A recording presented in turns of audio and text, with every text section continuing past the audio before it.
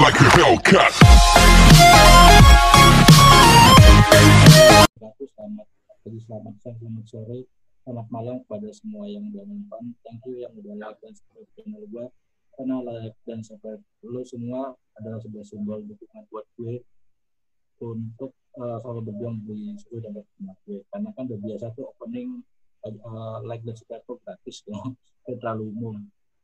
Kali ini ini ada collab pertama gue bareng Mas Denis. Kenapa gue ajak Mas Denis? Karena memang secara skill dan pengalaman gue percaya lah dia Mas Denis. Kita kan ngomongin IT, ngomongin cara coding dan bagaimana sebenarnya coding itu bisa nggak sih supaya orang awam ngerti dan sebenarnya dunia IT kita gimana. Ya sih mulai aja kali ya. Oke, halo Mas Denis, apa kabar? Ya, Mas Arfa, baik. Alhamdulillah, ya. Maaf lahir batin nih. Belum sih diperpanjang kemarin itu mau WFO-nya sampai tanggal. Ya kan di Jakarta kan masih PSBB ya. Sampai bulan Juni sih. Sebelumnya udah mau WFO cuma masih akhirnya diperpanjang WFH-nya. Kayak gitu. Sebenarnya Mas Denis ini bekerjanya di bidang IT, maksudnya di kantornya itu sebagai karyawan tetap atau misalnya konsultan itu kan misalnya dia bekerja independen, cuman dia kalau nggak salah istilahnya itu kantor itu sebagai bendera dia. Misalkan saya bekerja di kantor A, tapi saya sebagai konsultan otomatis saya dapat per project di kantor itu atau gimana Mas? Kalau saya sih di kantor itu sebagai IT consultant, ya menangani berbagai sistem lah, sistem integrasi sih. Jadi ada ya kan kalau orang yang zaman sekarang kan ada front end, back end, mobile gitu-gitu kan. Nah itu tuh kita tangani. Terus misalnya ada project terkait, misalnya dia udah punya existing system terus kita mau enhance atau misalnya pakai identity manager gitu-gitu kan, dia udah banyak apps terus dia pengen single login aja, single sign on. Nah itu kita ada project juga di situ. Jadi projectnya project kantor tapi kita di hire, maksudnya ada tahapnya, ada tahap biasa ya, maksudnya tahap kontrak dulu, habis itu baru permanen. Tapi Mas di situ sorry kayak kepencet. Tapi Mas di situ sebagai bekerja di situ atau memang hanya sebagai konsultan atau gimana? Kalau saya full time di situ, maksudnya sih ya kerja seperti biasa, dikontrak dalam ya awalnya sih setahun dulu. Kalau ya dilihat dilihat dari nanti progres dalam setahun, dievaluasi, lanjut lagi. Kalau oke, kontraknya lanjut lagi. Setelah itu nanti ada tahap untuk masuk ke permanen gitu sih. Oh, tapi kalau berarti tiap gimana? Itu di pekerjaannya itu berbeda-beda ya. Ada yang misalkan independen, ada yang seperti terikat di tersebut ya Mas. Ya, proyeknya bermacam-macam. Jadi memang tidak misalnya kan dulu kalau di startup tuh ada yang front end developer doang, ya udah berarti lu ngurus web apps-nya aja. Mobile apps developer berarti lu ngurus mobile-nya aja, terus back end developer lu bang. Tapi enggak, ini kita ya kan level consulting tuh, jadi ada klien punya existing system maupun bikin sistem baru, kita tawarkan solusi gitu. Maksudnya baik dari segi arsitektur maupun dari segi teknis yang kita solve gitu. Dan akhirnya digunakan sistem itu gitu. Jadi memang integrasi lah. Integrasi berbagai apps, integrasi dan development end to end. Gitu sih. Sebenarnya jadi IT itu sama ya kayak gimana? Maksudnya orang awam biasa itu bisa nggak sih minimal ngerti coding atau apa atau kalau saya kan ngerti coding dan database itu kan ngerti karena pengalaman saya, karena kan benar nggak sih koreksi kalau saya salah. IT itu kan ada berbagai macam bidang, ada yang mengurusi back end sama front end-nya atau sistem, atau ada juga IT yang di bidang jaringan, atau yang di bidang apa itu hardware ya kalau nggak salah, nah kita lihat begitu, atau juga ada security IT. Benar sih IT itu bagi di 4 bidang itu, dan apakah saya sebagai orang awam itu bisa ngerti coding itu apa, terus bagaimana cara saya belajarnya supaya minimal saya ngerti kayak gitu. Ya, kalau terkait apakah orang bisa ngerti IT atau enggak gitu. Kalau saya pribadi sih, saya termasuk yang optimis untuk orang bisa ngerti, meskipun berapapun usianya, berapapun latar belakangnya, mau SMP ke, SMA ke, mau kuliah sampai nggak kuliah gitu. Maksudnya bahkan ada ekstrim nih, maksudnya ekstrim condition itu. Ada programmer, dia itu dalam ada cobaan terkait Down syndrome. Dia Down syndrome tapi sebagai developer gitu, developer mobile. Itu ada di dalam negeri juga ada, di luar negeri juga ada. Jadi ini sih lebih ke semangat aja. Maksudnya kalau udah misalnya ngeraba-raba terkait IT ini, terus kita menjalankan sesuatu itu dengan passion, dengan tekun, dengan banyakin jam terbang, itu pasti bisa. Apapun keterbatasan yang dimiliki gitu. Bahkan kalau nggak salah ada sih ya programmer yang buta gitu juga ada. Jadi dia ngodingnya itu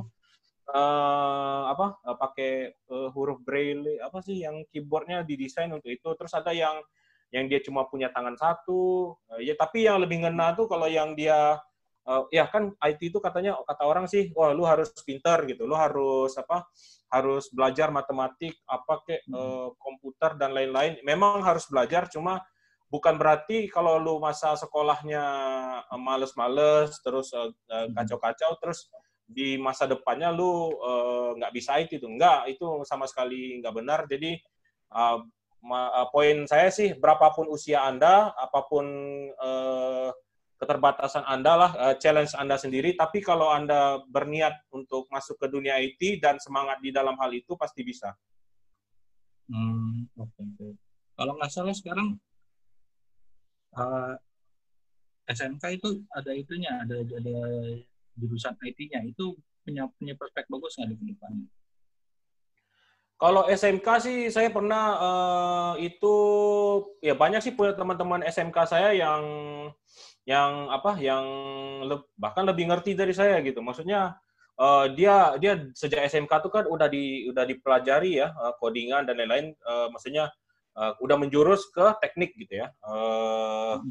Terus dia dalami, dia tekuni gitu. Terus dia mengambil small project dulu, habis itu dia ambil project, semakin lama projectnya makin gede, makin banyak ngerti, akhirnya dia ngambil project di luar negeri dan di-hire ke perusahaan lain. Waktu itu dulu saya pernah nyoba masuk ke perusahaan gede, terus sama-sama dilamar nih. Maksudnya yang satu itu teman saya itu dia kuliah nggak ngelanjutin, dan ya sampai SMA atau SMK gitu. Maksudnya dia udah belajar codingan itu dari sekolah menengah gitu.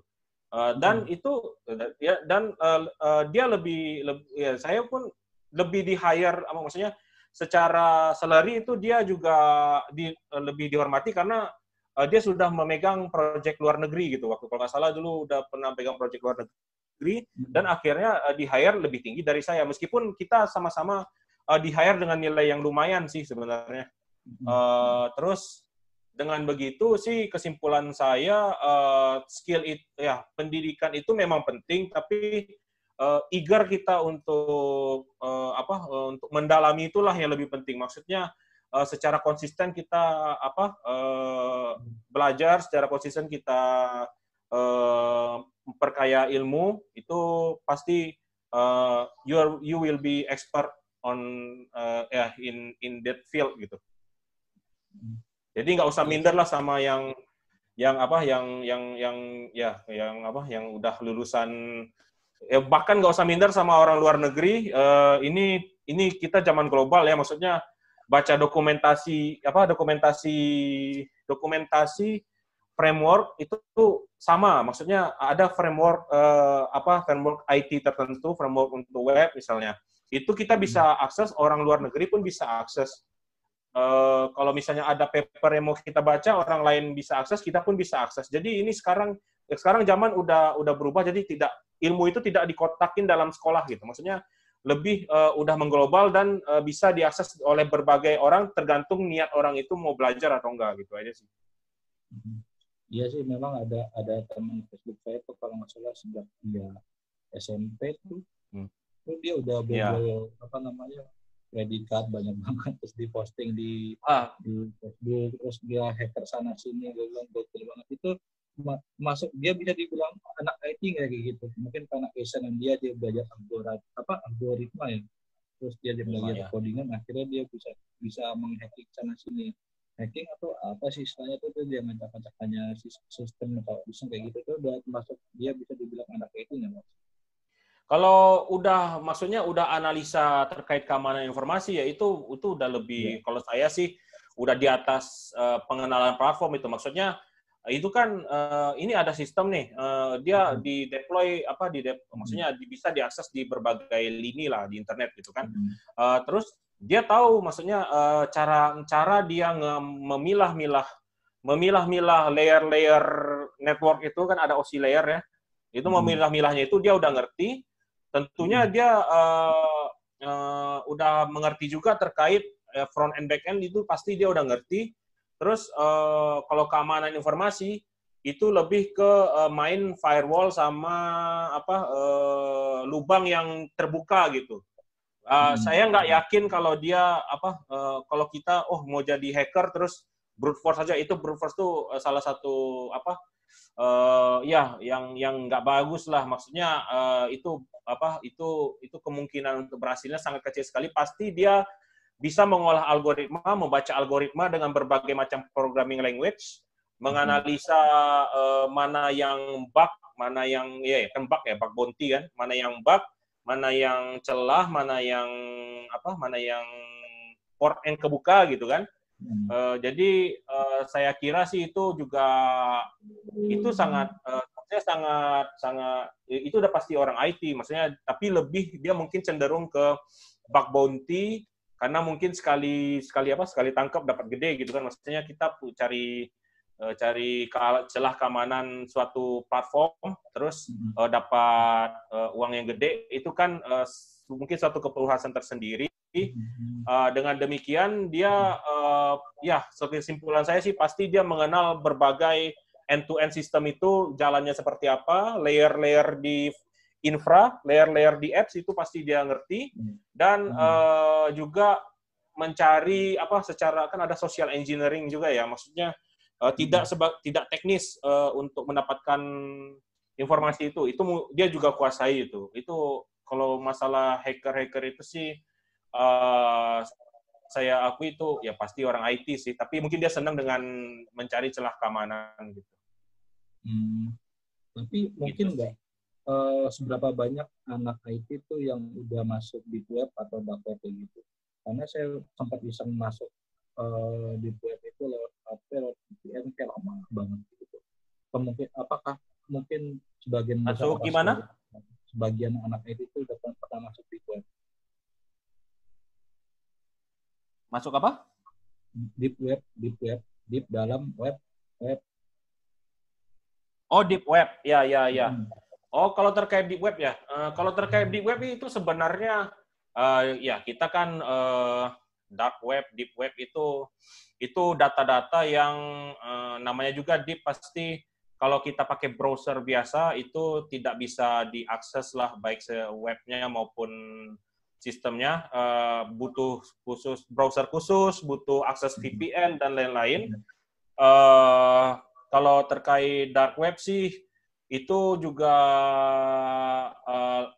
itu bukan dark web sih, maksud saya sih itu ranah abu-abu ya, maksudnya itu resiko sendiri masuk ke situ pastinya ya, maksudnya kalau Anda masuk ke dark web itu ada jejaknya, maksudnya Anda hit API lah, maksudnya mengakses suatu web itu pasti ada jejak, baik dari IP address Anda, lokasi Anda, baik apalagi zaman sekarang browser udah canggih-canggih, bisa ngambil lokasi, bisa ngambil bahkan webcam Anda bisa diambil, maksudnya fotonya bisa, suaranya bisa, tergantung Anda meng-allow dia untuk mendapatkan data itu atau enggak gitu. Jadi kalau terkait dark web sih itu lumayan beresiko. Saya sendiri jarang banget masuk ke dark web gitu.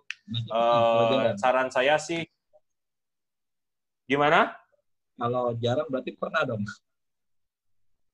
Pernah ngecek katanya ada pakai browser tertentu gitu. Tapi pastinya jejak Anda ada di situ. Terus ya Anda masuk ke web itu pasti ada jejak, ada lognya ya. Kalau misalnya dalam IT itu akses log gitu kan. Anda pernah ngehit masuk ke web apa gitu. Terus data-data sensitif Anda juga bisa diambil gitu. Jadi terkait data sensitif sih makanya saya jarang masuk ke dark web. Ataupun yang pakai deep web ya, apalah namanya itu juga menurut saya sih memang challenging, dan saya belum nemuin tujuan tuh, maksudnya masuk ke dark web, ke deep web tuh untuk apa gitu, lebih ke mencari solusi. Kalau misalnya ada solusinya di dark web atau di web, mungkin saya gali. Misalnya saya punya masalah, terus saya cari di dark web atau di web, mungkin ada solusi ya saya masuk. Tapi sementara ini saya belum menemukan, maksudnya saya punya masalah, terus saya harus masuk ke dark web atau deep web gitu. Oke. Jadi intinya aja, Mas tidak menyarankan deep web ya. Berarti ada beberapa anak IT yang pernah masuk deep web, cuman setelah itu udahlah, kayaknya bahaya banget gitu ya Mas ya. Karena ada jejak di situ nanti. Ya pasti, maksudnya itu juga kan ada kalau nggak salah sih yang terkait human trafficking ada di situ, maksudnya prostitusi juga ada di situ dan sebagainya. Itu perhadapannya sih memang sama sistem dengan sistem, antara deep web sama yang biasa sih sistem dengan sistem, tapi jejak Anda bisa dibaca oleh orang yang mungkin punya niat jahat gitu. Jadi saran saya sih nggak kalau misalnya nggak perlu banget ya janganlah gitu. Gitu sih. Yang menurut Mas ini apa sih yang membuat orang pengen terjun ke IT? Apakah passion-nya kah, atau salary-nya kah, atau ya udah kecebur aja kayak gitu? Apa sih yang buat supaya orang-orang kayak saya nih ya, orang awam kayaknya wah tertarik banget nih di bidang IT? Apa sih sebenarnya yang buat orang tertarik gitu? Sebenarnya yang menarik di bidang IT ini sih internetnya ya, maksudnya secara global itu internet itu bisa diakses di berbagai manapun, internet dan otomasi. Jadi ada tas-tas harian yang manusia biasa lakukan secara manual, kita bisa otomasi, sehingga dengan demikian biasanya satu orang itu ngerjain dalam satu hari bisa ngerjain 10 tas. Dengan adanya enabler, maksudnya kita sebagai penyedia platform, pengembang platform, kita bikin platform jadi solusi bagi mereka, itu satu orang bisa ngerjain 100 bahkan 1000 kerjaan, tapi dalam waktu satu hari juga. Jadi efisiensi meningkat, dengan efisiensi meningkat tentu penghasilan bertambah, ya pendapatan juga bertambah. Dengan demikian itulah nilai positif yang ada di dunia IT gitu. Jadi IT itu nggak cuma sekedar hack lah, nggak cuma sekedar bikin web biasa gitu, postingan, tapi pasti sebagai enabler, maksudnya baik secara otomasi, robotics gitu ya, maksudnya robot itu kita automate dari jarak jauh lah, atau pabrik kita automate dari jarak jauh. Jadi kan apalagi zaman sekarang kan, maksudnya ya zaman yang kita harus social distancing nih, sangat membutuhkan sekali mesin-mesin yang mana awalnya kita harus bertatapan langsung jarak dekat. Dengan adanya mesin, dengan adanya robot, itu kita cukup monitoring robotnya aja, robotnya yang melakukan tugas-tugas kita. Dengan demikian kita bisa fokus untuk enhancement sistem dan enhancement service atau layanan kita gitu. Dengan demikian banyak sekali solusi-solusi yang bisa kita terapin di berbagai sektor, baik pemerintahan, baik itu swasta, baik itu lahan-lahan lain lah, entah itu konstruksi atau pertanian, itu juga sangat banyak ya. Yang IoT itu ya, yang IoT juga itu di bidang pertanian, perikanan gitu kan, itu juga sangat membantu. Dengan demikian kita standing di posisi solusi ini. Maksudnya kalau kita mempelajari IT itu kita menjadi bagian dari solusi, bukan jadi bagian dari problem gitu. Bisa jadi bagian dari problem kalau Anda punya mungkin atau punya apa ya, ya gitu deh. Maksudnya ada niat yang nggak tahu lah saya. Tapi kalau saya sih lebih standingnya di bagian solusi. Bagaimana caranya memajukan peradaban, bagaimana caranya memudahkan urusan orang, bagaimana orang lain bisa mendapatkan penghasilan lebih gede dengan solusi yang kita terapin, dan diri kita juga mendapatkan penghasilan lebih gede dengan otomasi tugas dan enhancement system gitu sih. Jadi lebih ke solusi aja. Nah, kalau boleh tahu berapa digit sih kalau anak IT itu? Apakah ada yang di angka 10, angka 8, atau beraneka ragam? Kalau terkait anak IT sih, ini sebenarnya ini kita nggak batasin negara ya, maksudnya Anda bisa kerja di Facebook, tapi posisi Anda di Indonesia gitu. Atau Anda kerja di Twitter, di Instagram, Facebook, Instagram, WhatsApp itu satu grup ya. Anda kerja di Bali kayak, terus tapi Anda enhancement sistemnya si Facebook gitu, atau membuat fiturnya di Facebook, itu bisa banget. Dan demikian Anda kan mendapat gaji yang tentu pasti lebih tinggi ya, dengan karena itu udah ya super dekakon itu udah nggak masuk startup lagi, maksudnya udah bagian yang udah established juga, udah belasan tahun, terus traffic user tinggi sekali di sistem itu, pastinya mendapatkan gaji yang lebih, dan Anda spending tapi di Indonesia gitu, yang which is itu pasti lebih murah kalau Anda tinggal di luar negeri gitu, atau di Singapura aja itu udah lumayan mahal kan. Jadi saran saya sih coba seperti itu, maksudnya kita entah itu ngambil proyek-proyek di luar negeri, entah itu berurusan, jangan pernah menutup diri untuk berhadapan dengan orang lain, tetap berpikiran terbuka. Dengan ada internet, kita bisa berkolaborasi antar negara gitu. Maksudnya saya pernah lihat itu ada proyek di berbagai benua, dia ada orang gitu, di berbagai negara ada orang, tapi ngumpulnya nanti di suatu virtual meeting gitu, dan tetap berkoordinasi, dan itu jalan gitu. Dan kita harus manfaatkan peluang ini. Gimana? Karena di Indonesia ini kan biaya hidup relatif murah ya, meskipun kata orang Jakarta mahal, memang mahal, tapi kalau misalnya kita rajin nih bekerja dan memanfaatkan perusahaan, gaji rasa luar negeri, tapi pengeluaran di dalam negeri itu pasti sangat beruntung sekali lah gitu. Jadi tetap berkolaborasi, dan kalau bisa ya tariklah uang di luar negeri itu ke kita gitu, biar kita perekonomian kita juga bakalan maju, kita juga bakalan digaji dengan uang yang lebih yang bisa dengan dolar, bisa dengan euro gitu kan. Apalagi zaman sekarang transfer uang juga gampang banget.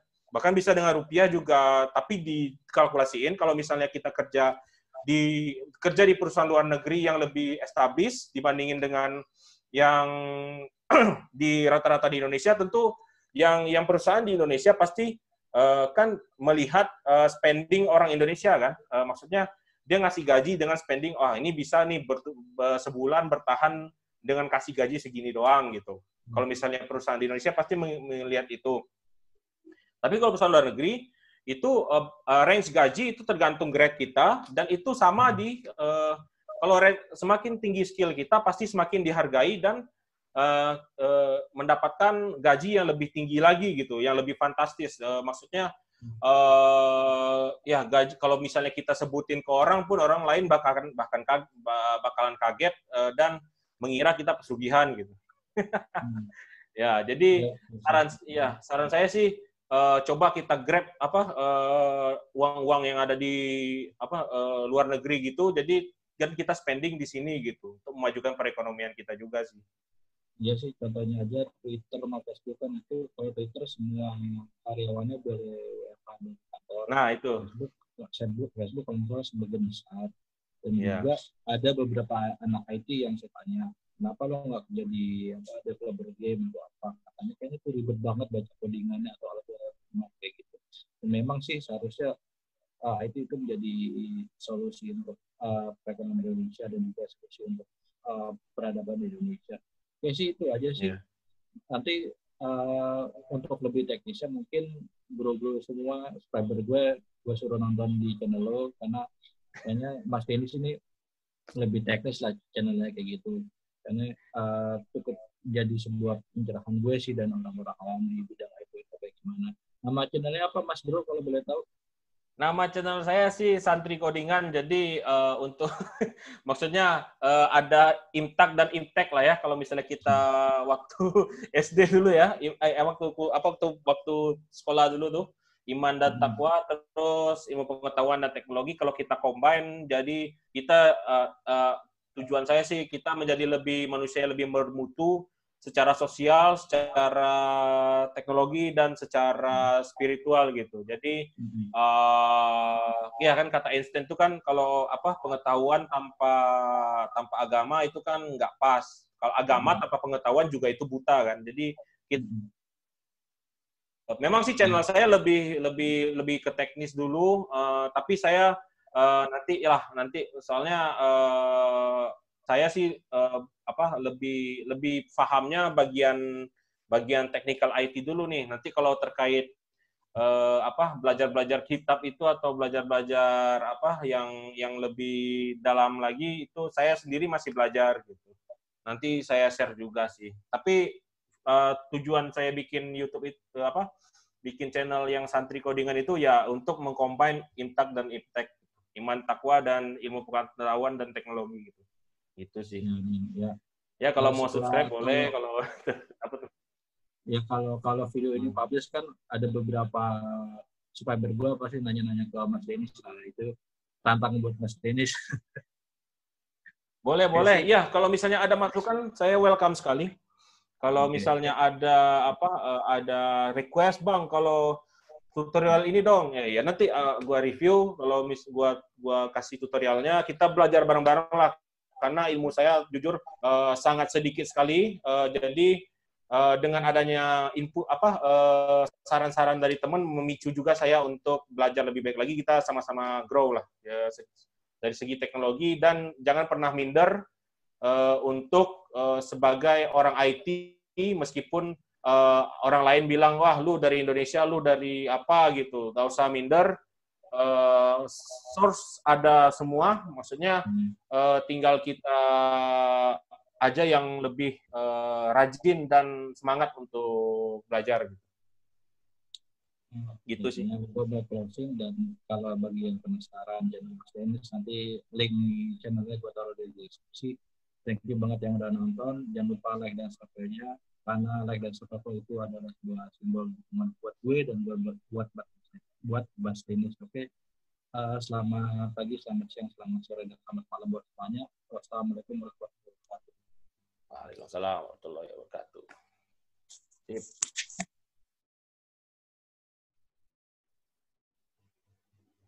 Oke.